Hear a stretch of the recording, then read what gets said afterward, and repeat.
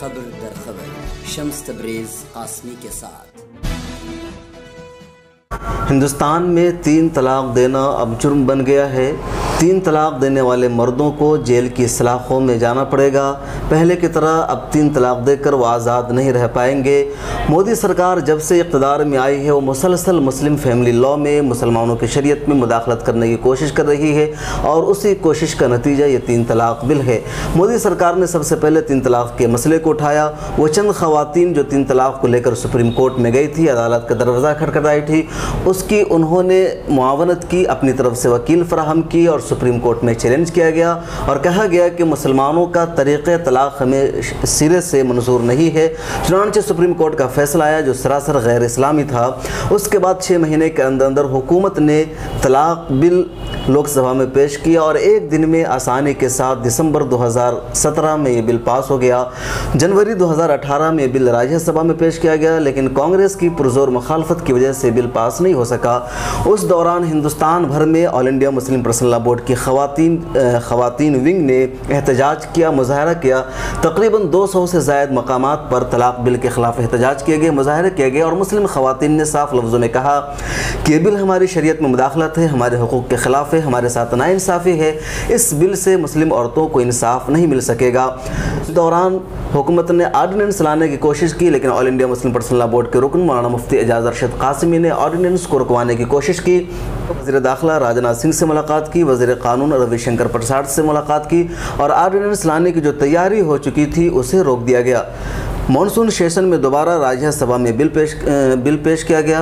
उस वक्त वज़ीर क़ानून रविशंकर प्रसाद ने प्रेस कॉन्फ्रेंस करके ये भी कहा था कि हमने इस बिल में 3 तरमीम कर दी है और अब कांग्रेस को चाहिए कि वो सपोर्ट करे, लेकिन कांग्रेस ने 3 तरमीम के बाद भी उस बिल को सपोर्ट नहीं किया। All India Muslim personal law board ने भी उस बिल की पुरजोर मुखालफत की और कहा कि हमें सिरे से बिल मंजूर नहीं है, क्योंकि एक ऐसा कानून है जिसमें औरतों के हुकूक़ नहीं बल्कि उसके साथ नाइंसाफ़ी की गई है। मुस्लिम स्कॉलर से रब्ता नहीं रखा गया है, मुस्लिम स्कॉलर से उनकी राय नहीं ली गई है।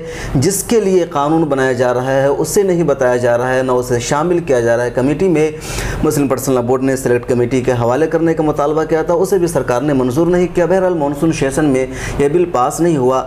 अब आज 19 सितंबर को मरकज़ी काबीना ने एक मीटिंग तलब की और ऑर्डिनेंस ला करके इस बिल को कानून की शक्ल दे दी है। सदर जमहूरिया का दस्तखत होने के बाद ये कानून बन जाएगा और एक साथ 3 तलाक देना जुर्म समझा जाएगा। इस कानून का मतलब ये है कि अगर कोई मर्द अपनी बीवी को एक निशस्त में 3 तलाक देता है तो एक भी तलाक वाक़ नहीं होगी और वो बीवी या उसका कोई खूनी रिश्तेदार पुलिस में FIR दर्ज करा सकता है, पुलिस को रिपोर्ट कर सकता है और पुलिस उस FIR की बुनियाद पर तलाक देने वाले शौहर को गिरफ्तार कर लेगी और फिर मजिस्ट्रेट के ज़रिए ही ज़मानत मिल पाएगी और वहाँ भी बीवी की गवाही मोतबर होगी। ये पूरी सिचुएशन है। मुस्लिम औरतों का शुरू से अब तक यही कहना रहा है। 99% मुस्लिम खातून कह रही है कि बिल हमारे हुकूक़ के ख़िलाफ़ है, हमारी हक़ तलफ़ी होगी। आखिर इस बिल के कानून बन जाने के बाद मुस्लिम औरतें क्या सोचती हैं? आज हमारे साथ एक ऐसी खातून मौजूद है, मोहतरमा ज़किया अज़ीज़ मुस्लिम वोमेन पर, मुसलमानों के मसाइल पर काम करती हैं, मुस्लिम ख़वातीन के दरमियान रहती हैं। इनका तजर्बा है कि मुस्लिम ख़वातीन के मसाइल क्या है, उनकी प्रॉब्लम क्या है। तो हम उनसे बातचीत करते हैं और जानते हैं कि ये बिल मुस्लिम ख़वातीन के मसाइल हल करने में कितना मुआविन होगा। ज़किया, आपका बहुत खैर मक़दम है। ख़बर दर ख़बर में हुकूमत कह रही है कि 3 तलाक बिल पास हो जाने के बाद मुस्लिम ख़वातीन को उनके हुकूक़ मिल जाएंगे, उन्हें जुल्म से निजात मिल जाएगा। क्या आपको वाकई ऐसा लगता है कि मुस्लिम औरतों के साथ नाइंसाफ़ी हो रही थी और अब इंसाफ मिल जाएगा? नहीं, मैं इससे बिल्कुल इत्तेफाक नहीं रखती हूँ। ये बल्कि जुल्म में ज़्यादती होगी। बल्कि मैं ख़ुद ये सवाल करूँगी कि इस बिल से आखिर मुस्लिम ख़वातीन को फ़ायदा क्या होने वाला है। ये जो कहा जा रहा है कि वो उनके ऊपर से ये जुल्म की तलवार, जो हमेशा तलाक़ की तलवार लटकती रहती है, और वो ख़त्म हो जाएगा और वो बिल्कुल आज़ाद हो जाएंगी और फिर वो इत्मीनान से ज़िंदगी गुजारेंगी। लेकिन मैं ये सवाल करती हूँ कि अगर इस तरह ये कानून लाया जाता है तो मुस्लिम ख़वातीन को मिलेगा क्या? जो कानून उन्होंने जुर्म की शक्ल से में बना दिया है, इसका नतीजा क्या होगा? जब अगर खुदा न खास्ता कहीं कोई तलाक़ इस तरह होती, 3 तलाक़ होती हैं, शौहर को जेल में डाल देंगे और जो बीवी होगी वो उसको चूँकि तलाक़ नहीं होगी इसलिए उसका रिश्ता भी ख़त्म नहीं होगा और ज़िम्मेदारियाँ सारी जो शौहर की थी वो बीवी के ऊपर आ जाएंगी। उसको अपने बच्चों, हमारे समाज में होता है क्या, कभी तो तलाक़ देने की कोई वजह होती है, वैलिड रीज़न होता है, कभी क्या होता है कि बग़ैर किसी वजह के एक साथ मर्द 3 तलाक़ दे देता है, तो ऐसी सूरत में उस खातून पर, उस औरत पर यकीनन जुल्म होता है और सरकार कह रही है कि इसी जुल्म को रोकने के लिए हम ये बिल लेकर आए हैं। तो आपको नहीं लगता है कि ऐसी खातून जो बग़ैर किसी वजह के मुतल्लक़ा हो जाती है उसे इंसाफ मिल जाएगा? देखिए, जो ऐसी कोई ख़ातून जो बग़ैर किसी वजह के सिर्फ़ गुस्से की हालत में दी गई तलाक़ की वजह से मुतल्लक़ा हो जाती है, मैं उसके साथ हमदर्दी ज़रूर कर सकती हूँ, लेकिन आप उसका दूसरा पहलू ये देखिए कि जो शख्स जिसके अंदर इतनी समझदारी भी नहीं है कि अपनी बीवी की हिफाजत कर सके, वो इतना जुनूनी है कि गुस्से की हालत में बैक वक्त वो अपनी बीवी को इस तरह तलाक़ देता है। ऐसे इंसान के साथ ज़िंदगी गुजारने से फ़ायदा भी क्या है? अगर वो आज़ाद हो जाती है वो अपनी नई ज़िंदगी दोबारा शुरू तो कर सकती है। तो सरकार तो वही कह रही है कि उस शख्स को 3 साल के लिए जेल जाना हो गया, उसे सज़ा मिलेगी, उसने गलत किया। अगर उस शख्स को 3 साल या 4, 5, 6 जो चाहें वो सज़ा दें, उसकी गलती है माना, लेकिन उस औरत को क्या मिल रहा है?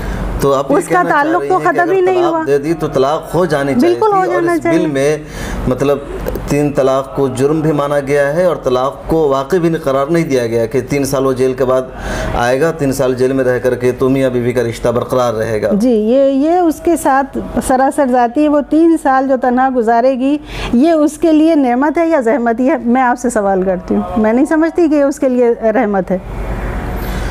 तो ऐसे मसाइल के इस बिल में आपको और क्या खामियां नज़र आते हैं? मतलब इसमें तो ये भी कहा गया है कि अगर औरत चाहे, बीवी अगर चाहती है तो उस शौहर को ज़मानत दिला सकती है, मजिस्ट्रेट के सामने हाजिर होकर के मजिस्ट्रेट बीवी की बात सुनने के बाद उसको ज़मानत दे सकता है। जी है, ये मुमकिन है कि इस तरह हो सकता है, लेकिन इस तरह तलाक़ हो जाने के बाद उनकी ज़िंदगी में जो तलख़ियाँ पैदा हो जाएंगी वो आगे जाके ख़त्म हो सकती हैं। मैं नहीं समझती कि ये ऐसा मुमकिन होगा। हो भी सकता है कि कभी हो जाए और नहीं भी हो सकता। फिर दूसरी बात ये कि जिस तरह ये क़ानून बनाया गया है ये हमारी शरीयत से भी टकराता है।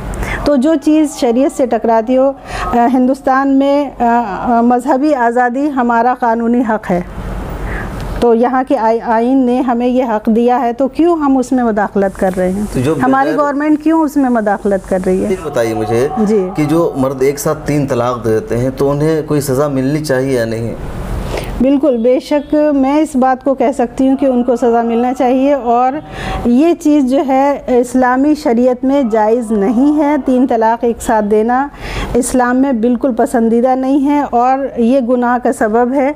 तो अगर कोई शख्स गुनाह करता है उसको ग़ालिबन हज़रत उमर रज़ियल्लाहु के ज़माने में ऐसे लोगों को कोड़े लगाए गए हैं जिन्होंने इस तरह 3 तलाक़ एक साथ दी है। तो ये उनकी गलती है और इसमें मैं समझती हूँ कि शायद कुछ हम मुस्लिम मैं क्या कहूँ, हमारी ही अपनी गलतियाँ हैं कि हमने अपने लोगों को अवेयर नहीं किया।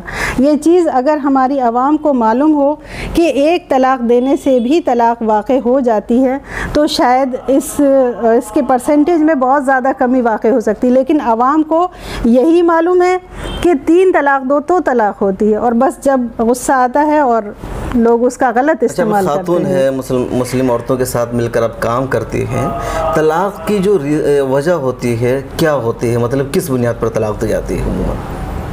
उमूमन तलाक़ की वजह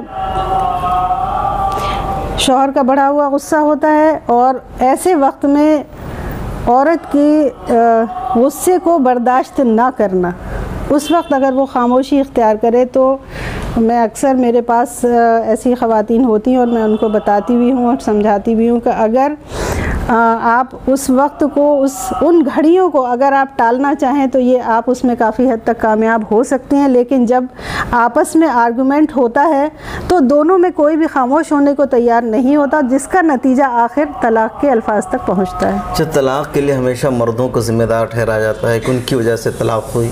ये कानून में भी एक तरफ़ा बात है। हालांकि कई सारे केसेस ऐसे हैं कि जिसमें कभी औरतों की ज़ाती होती है, तलाक़ होती है। आपको क्या लगता है कि हमेशा मर्द ही कसूरवार हैं तलाक़ के लिए? नहीं, मैं इस बात से बिल्कुल मुत्तफ़िक़ नहीं हूँ कि हमेशा सिर्फ मर्द ही कसूरवार होता है।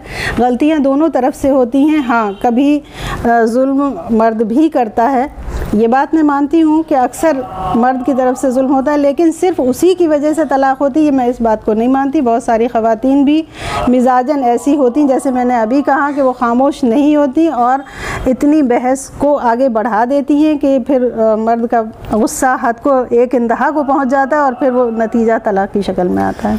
अच्छा, वज़ीर-ए-आज़म को जो बीजेपी सरकार है उसको लगता है कि तलाक़ की वजह से मुस्लिम औरतें हमारे साथ हैं। लाल किला से ख़िताब के दौरान भी वो कह रहे हैं, कई मौके पर उन्होंने कहा। आपका क्या तज्ज़िया है कि वाक़ई तलाक़ बिल को लाने की वजह से मुस्लिम औरतें उनके साथ है? मुट्ठी भर औरतें, या तो वो मुसलमान है ही नहीं, उनको सिर्फ बुर्का पहना के खड़ा कर दिया गया है मुसलमान बना के कि वो ये बताएं कि मैं बहुत खुश हूँ, और या खुदा न खास्ता थोड़ी सी हमारी वो बहनें जिनको अपने दीन का इल्म ही नहीं है, वो जो शरीयत को जानती ही नहीं है, हो सकता है कि कुछ थोड़ी सी उनके साथ हो गई हों, वरना हकीकत इससे बिल्कुल अलग है। आवाम को इन बातों से इतना मसला भी नहीं है, इतनी परेशानी भी नहीं है, जितना बड़ा इशू इसको बना दिया गया। ये इतना बड़ा इशू नहीं था। ये सारी चीज़ें जो हैं पॉलिटिकल मुझे नज़र आती हैं, वल्लाह आलम। तो जो औरतें मिठाइयाँ खा रही हैं, खुशियाँ मना रही हैं, वो कौन है फिर? वो जो भी होंगी, जो ख़रीदी हुई औरतें हैं, मैं तो उन्हें ख़रीदा ही हुआ कहती हूँ। या तो वो ख़रीदी हुई औरतें हैं जिनको पॉलिटिक्स के लिए इस्तेमाल किया जा रहा है, या वो औरतें हैं कि जिनको अपने दीन और शरीयत का कुछ इल्म नहीं है और जो सिर्फ दुनियावी ज़िंदगी को ऐश इशरत को मकसद बना के जीती हैं। अगर मुट्ठी भर ख़वातीन जो उनके हमारी मोदी गवर्नमेंट के सपोर्ट में नज़र आती हैं, वो वल्लाह आलम मुस्लिम हैं भी या नहीं हैं, तो उनके बरक्स जो लाखों करोड़ों औरतें सड़कों पे उतर आई, बापर्दा बाहया औरतें, शरीयत से आशना औरतें, क्या उनकी कहीं कोई गिनती नहीं है? उनकी अपनी मर्ज़ी, उनकी अपनी राय, उनका अपने दीन से लगाव, क्या इस चीज़ की कोई अहमियत नहीं है? तो हमें तो यही कहना है कि हमारी जो अक्सरियत है, मुस्लिम ख़वातीन की अक्सरियत जो है, वो अपने दीन और शरीयत के साथ है। अगर कुछ ख़वातीन थोड़ी सी जिनको दीन के बारे में इतनी आगाही नहीं है, तो हम उनकी बात को इतनी अहमियत नहीं दे सकते। अब तो कानून बन गया है, अब मर्दों को जेल जाना पड़ेगा, तो आपकी हमदर्दी किसके साथ होगी? या मर्दों से हमदर्दी जताते हुए आप लोग क्या करेंगे? अब जो भी हमें करना है बहुत सोच समझ के करना है। ये वाकई में लम्हा फ़िक्र है कि अब जब ये कानून पास हो गया है तो अब जितनी भी मुस्लिम तंजीमें हैं, जिसमें भले पर्सनल लॉ बोर्ड हो या इस तरह की दूसरी और तंजीमें हैं, हमारे अकाबिर को मिल बैठ के इस मसले पे फिर से नज़रसानी करना चाहिए। और मैं समझती हूँ कि अगर ज़रूरत पड़े तो सुप्रीम कोर्ट में जाना चाहिए और हमें सुप्रीम कोर्ट का बिल्कुल कानून को चैलेंज करना चाहिए। और इंशाअल्लाह मुझे उम्मीद है कि हमें अपने हिंदुस्तानी आइन पे भी भरोसा है कि इंशाअल्लाह हमें इंसाफ मिलेगा। बहुत शुक्रिया। नाज़रीन, ये थी ज़किया अज़ीज़ हैं जिन्होंने बताया कि ये कानून मुस्लिम औरतों के हुकूक़ के ख़िलाफ़ है। इस कानून के बन जाने के बाद मुस्लिम औरतों के मसाइल मज़ीद बढ़ जाएंगे, उन्हें इंसाफ नहीं मिल पाएगा और एक औरत जिसकी वजह से उसके शौहर को जेल जाना पड़ेगा, अदालत का चक्कर लगाना पड़ेगा, वो यकीनन उसे नहीं अपनाएगा और मसाइल मज़ीद बढ़ जाएंगे। तो जो कानून लाया जा रहा है उसमें जो तरीक़े अपनाए गए हैं, जो दफ़ात है, उसकी वजह से मुस्लिम फैमिली के मसाइल मज़ीद बढ़ जाएंगे और ये शरीयत में मुदाखलत है, मुस्लिम फैमिली को तोड़ने की कोशिश है, औरतों के साथ नाइंसाफ़ी और ज़्यादती है और कोई भी मुस्लिम खातून मोदी हुकूमत के साथ नहीं है, सब इसके ख़िलाफ़ है। ये प्रोग्राम देखने के लिए आपका शुक्रिया। मिल्लत टाइम्स की मज़ीद वीडियोस देखने के लिए यहाँ क्लिक करके सब्सक्राइब करें और बेल आइकन को ज़रूर दबाएं ताकि आपको हमारी हर वीडियो का नोटिफिकेशन मिल सके। फेसबुक पर मिल्लत टाइम्स का पेज लाइक करें, ट्विटर और दीगर सोशल अकाउंट को फॉलो करें। मुल्की व आलमी हालात पर ताज़ा तरीन न्यूज़ और तज्ज़िया पढ़ने के लिए कहीं भी कभी भी लॉग ऑन करें www.millattimes.com। उर्दू, इंग्लिश, हिंदी तीनों ज़बानों में मौजूद है ये वेबसाइट। सरकारी, सियासी दबाव और कॉरपोरेट से आज़ाद ईमानदाराना सहाफ़त को फ़रोग़ देने में आप हमें अपना ताउन पेश करें। तफ़सीलात डिस्क्रिप्शन में है।